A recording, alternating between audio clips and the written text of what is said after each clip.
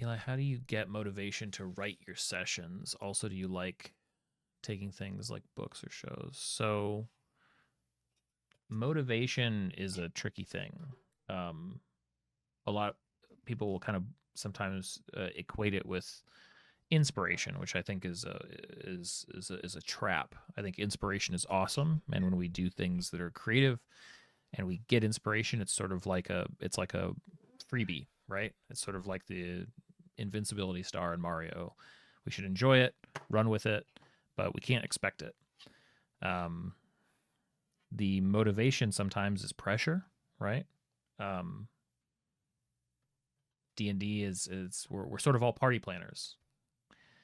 Parties tomorrow, parties tonight, parties in a few hours. Whenever the party is, okay, that's going to dictate how much prep I can do for that party. For the conditions are such that I want to set things up to be as fun as they can be for as many people as possible.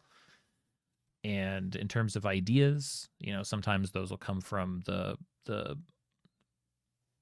propelling forces of the game, what the players are choosing to do, what the villains are choosing to do, how those collide. Sometimes there's an idea for something in my head that I haven't been able to get out of my head, and I'm like, let me see if I can put this on the table in some way, right? And taking things from books or shows, yeah, inspiration. I think ideas for encounters and bad guys and characters and situations, I think can come from everywhere. I think that the key is to make sure that you are kind of stealing the big idea and not the execution of that idea.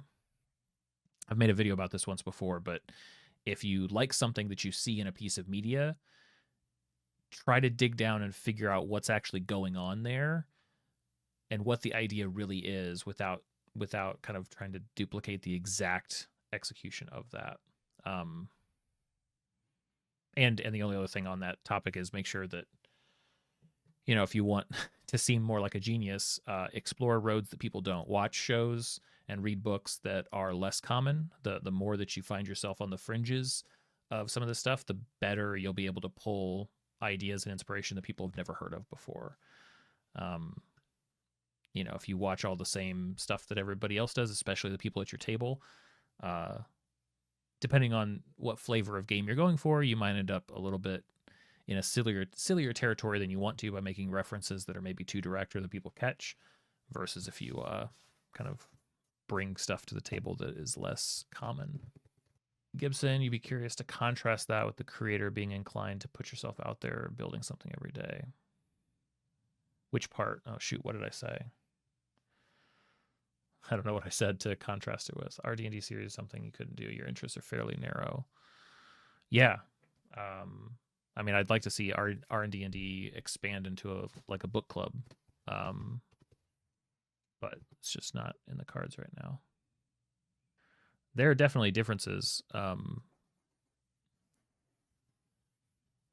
I think that personally, my philosophy towards creative work is that it's still work, and that if I want to do creative work and call myself a creative in some capacity, then my job is to sit down and be able to do that work.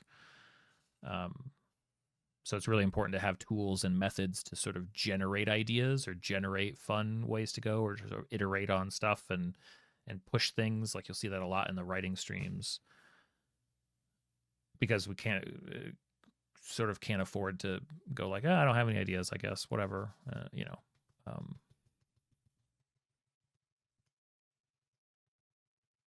Well, I think the part that I'm struggling with is that to some extent, my responsibility to my games and the responsibility that I have with the stuff that I'm building here feels similar. I know it's not. Certain things will always take precedence. Oh yeah, I use non D&D specific minis. I use stuff from board games. I'll craft things like I think anything's fair game. Necessity driving innovation is a great motivator. Yeah, you have to find something to do with this idea or some way to push it forward, because the game's tomorrow or the game's in a week or whenever the game is, or you have to make something because, well, the point of you having doing anything and turning your hobby into something more is that you make stuff. If you don't make stuff, then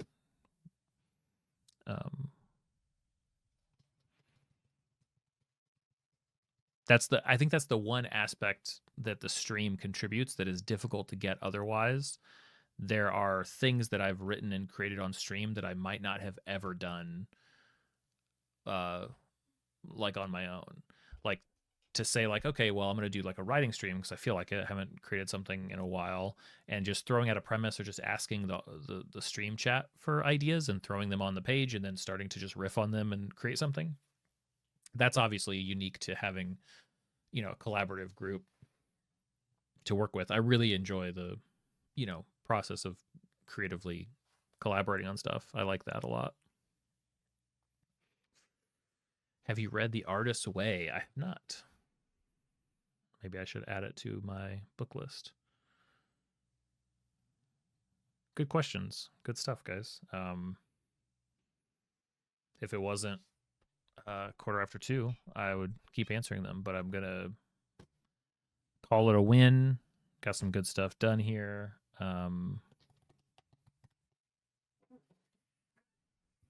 More hill. And keep pushing it. Maybe, yeah. Yeah, maybe we'll get to Sculptamold tomorrow night. Maybe it might be Monday. We'll see.